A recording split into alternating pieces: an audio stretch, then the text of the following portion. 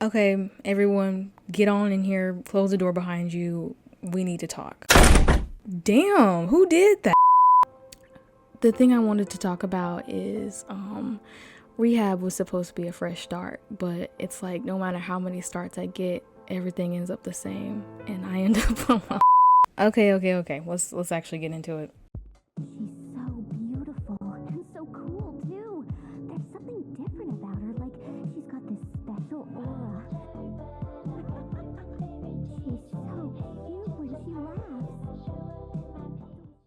Okay, so I've been thinking about the channel recently and I've just realized that I'm not sure, like I'm really happy with it. When I create a video, like I always feel super stressed and it's just like not fun for me. Like I get all my validation from comments or the quality of the video. Like I'm happy if the audio sounds better or if the art turned out good, but the process as a whole isn't enjoyable for me. And I don't self-reflect a lot because I'm very nonchalant and I'm a very prideful person, and self-reflecting usually leads to some truth or vulnerability that you don't want to acknowledge, so I don't usually do it. So because of my pride, I don't usually self-reflect, but when I do, I usually learn a lot about why I feel a certain way.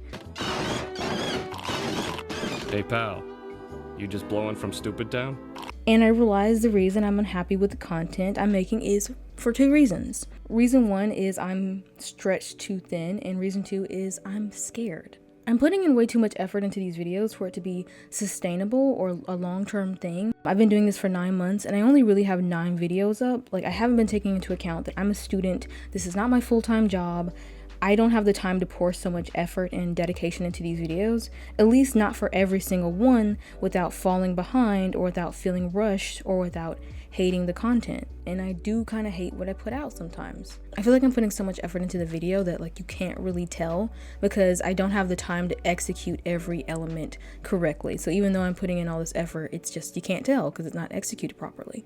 I've gotten so into trying to prove to my family that I can make money off of my art that I forgot the plot of this is to have fun, or that was like the initial goal, but it already feels like a corporate desk job. And it's not on you or like anyone who watches my content. I'm just young and dumb and learning when it comes to putting out content, and I don't know how to manage it. Getting to talk about characters and designs and writing and maybe even doing multiple web series, that sounds like my dream job, but just because it's a dream doesn't mean like it doesn't take effort or strategy. And I have the effort, I just don't have the strategy to implement it well.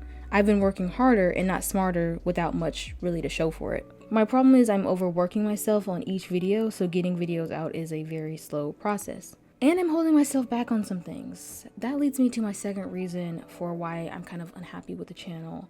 So I think it's really common for people with characters to like listen to audios or music and imagine certain scenarios or certain scenes while like walking around the house. I do this too. My problem is this is all I do. Like I can draw, but I don't draw my own characters. I don't draw them much at all in my free time. I don't post about them. I don't make animatics or even TikToks about them.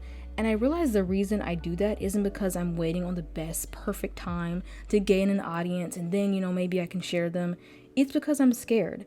When you post about someone else's characters and it doesn't do well on social media, no one likes it or watches it, it's not that big of a deal. Like, it's like, okay, whatever, like it's not my character. Who cares if people don't care? You still put a lot of effort into it, but it's not yours. It's fan art.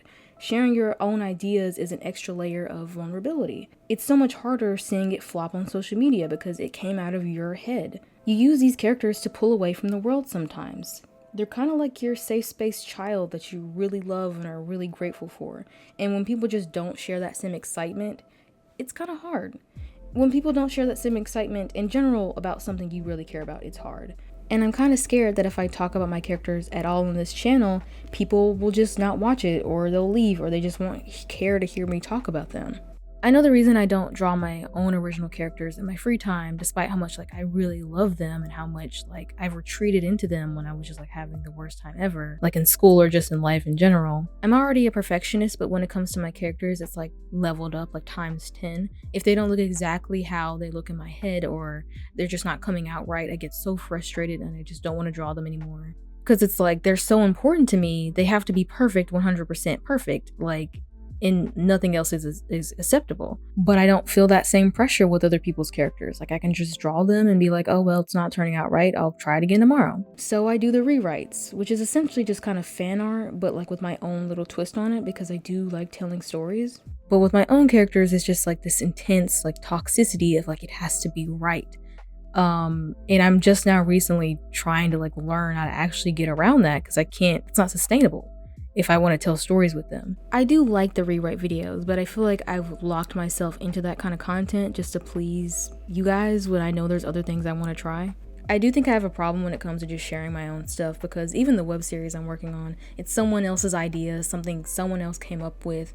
It's like Sophie made the train tracks and I painted them and turned them into a roller coaster, but like she still made the tracks. And I think that's why I'm like not so hesitant to put it out there, because it's like not completely my own original idea. Like putting out my own characters is that scary to me.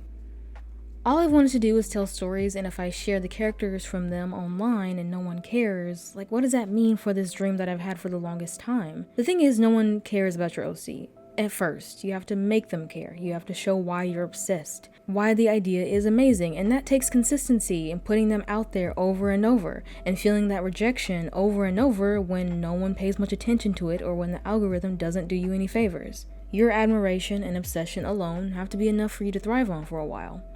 So when you don't get it from other people, it doesn't ruin your whole day or your entire faith in your idea.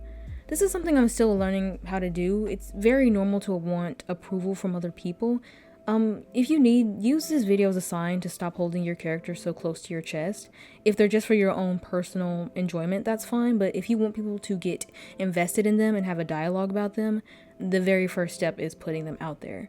I'm making this video not to say that I'm leaving YouTube, but I'm going to be doing things differently. I want to talk about my own characters and give out writing advice and just try different things. The rewrites are going to be done in a way that prioritizes getting them out on time and prioritizes me having fun and not feeling stressed or like I have to do it. And I'm going to start posting once a week and work smart and I'm going to start posting once a week and work smart enough and plan enough so I'm able to do so. I don't want to be someone who just posts like one video a month. I immediately feel like a massive dork talking about this character in more detail like I'm about to do, but I mostly talked about the genre of his story in vague terms in my last video before I quickly moved on. But this is my character Lucen at 10 years old. He's 24 in the story's present day, but this is like a what if scenario, like what if he met the villain as a little kid with some audio from one of my favorite shows at the moment. Because you see, your mama took someone from me I loved, just as much as you loved her. So, she had to die. Oh, I could kill you too. And I will. One day. But not tonight. I'm going to start talking about this story more and more, but I'm not going to ramble about it so much that I spoil it, because once I'm done with the LPS Popular web series, this is going to be my next project.